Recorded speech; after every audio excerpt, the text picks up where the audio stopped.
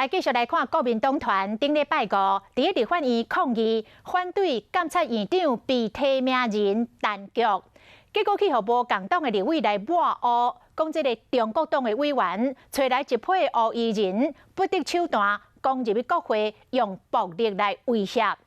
即卖遐互点名黑衣人现身咯，因拢是国会助理，128个助理穿黑衫表达不满，要求包括基进党的立委陈碧维。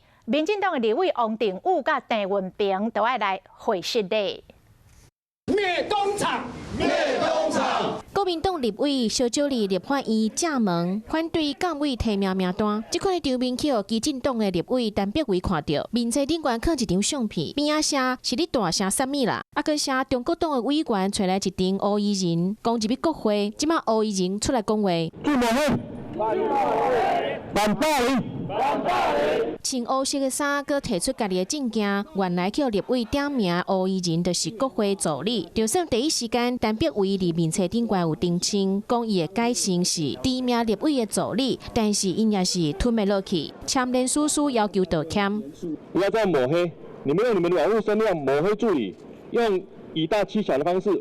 我们深深以为不耻。设议场一大乱，伊毋那是要求陈碧维道歉，还有民进党的立委。